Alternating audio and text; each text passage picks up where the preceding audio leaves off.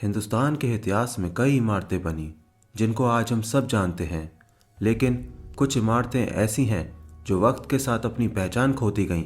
उनमें से एक है कांच महल, जहां पर आज हम मौजूद हैं। ये इमारत ताजमहल से भी लगभग 30 वर्ष पुरानी है।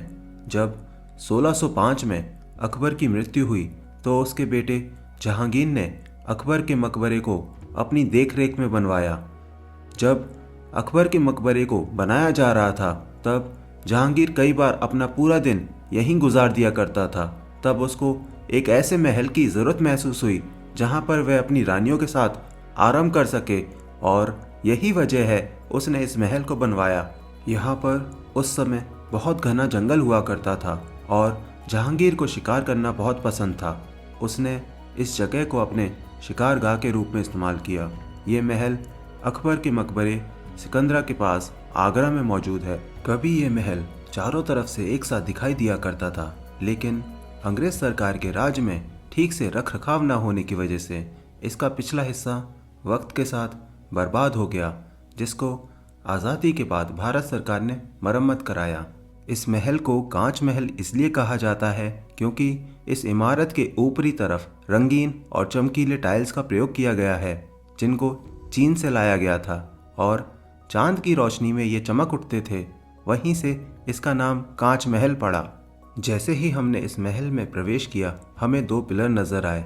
इनके बारे में कहीं पर कोई जानकारी नहीं थी, लेकिन इनको देखकर ऐसा लगता है यहाँ से कभी प्रवेश द्वार हुआ करता होगा और जहांगीर के सिपाही यहाँ पर पहरेदारी दिया करते होंगे। इस 2 मंजिला महल में सबसे पहले आपका ध्यान जाएगा वो है इसके आर्च, जो कई मुगल इमारतों में मिलते हैं। लेकिन जब आपकी नज़र दोनों तरफ बने झरोकों पर पड़ेगी, आपको इसका डिज़ाइन राजस्थानी इमारतों से मिलता हुआ नज़र आएगा, जिसमें नीचे की तरफ 2 हाथी हैं और ऊपर 3 खिड़कियां हैं। यहाँ पर कभी चारों तरफ एक एक कमरा हुआ करता था और हर कमरे में 2 झरोके हुआ करते थे, जो कमरों को हवादार बनाया करते थे। और जो आप सफ़ेद मार्बल से बना हुआ डिज़ाइन देख रहे हैं, इनको लाल पत्थरों को काट कर जड़ा गया है और यही वजह है इतने सालों बाद भी ये सही सलामत हैं। आर्च के नीचे जो चबूतरा है और उस पर जो नक्काशी करी गई है और जो ये लट्टू बनाए गए हैं, इनको पहली नज़र में देखकर ऐसा लगता ही नहीं है कि हम किसी मुगलिया इमारत को देख रहे हैं। यहाँ पर पत्थरों पर करी हुई नक्काशियाँ भी देखने में बहुत गजब की लगती हैं और हमें सोचने को मजबूर करती हैं कि कैसे उस ज़माने में पत्थरों को काटकर सिर्फ इन डिज़ाइंस को बनाना ही नहीं, बल्कि हर डिज़ाइंस को एक सा बनाना मुमकिन हुआ होगा। और इन पीले पत्थरों में आपको कहीं पर भी जोड़ने का निशान नहीं मिलेगा। ये पूरा एक पत्थर है जिस पर सुंदर फूलों का डिज़ाइन किया गया है। इस डिज़ाइन को कमल के फूल से जोड़कर बताया जाता है, जबकि ऊपर की तरफ जो आप डिज़ाइन देख रहे हैं, इसके पीछे एक दिलचस्प कहानी है। जहांगीर को शराब पीने का काफ़ी शौक था। वो यहाँ आकर अक्सर शराब पिया करता था। उस ज़माने के शराब के बर्तनों को यहाँ पर दर्शाया गया है और जितना आप गहराई में जाते जाओगे उतना ही सर को चकराने वाली चीज़ें यहाँ पर दिखाई देंगी। ये डिज़ाइन बिल्कुल कलश जैसा दिखाई पड़ता है, जिसके ऊपर सिंगल येलो स्टोन है और उसको जिगजैग डिज़ाइन दिया गया है। ऊपर की तरफ नीचे भी बड़ी बड़ी खिड़कियाँ बनी हुई हैं जो महल में हवा और रोशनी देने का काम करती हैं। ऊपर जाने के लिए यहाँ पर जीने भी मौजूद हैं, जिन्हें सरकार ने बंद कर दिया है।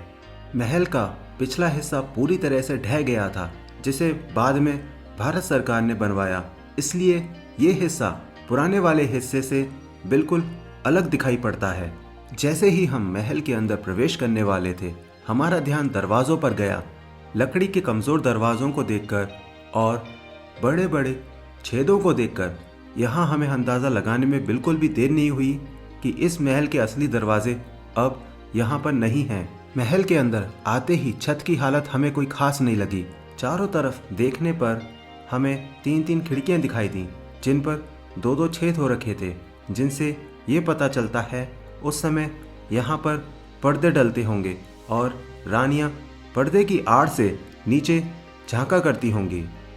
वक्त के दौड़ में ये महल बहुत पीछे पिछड़ गया और आज ये अपनी पहचान को भी मोहताज है।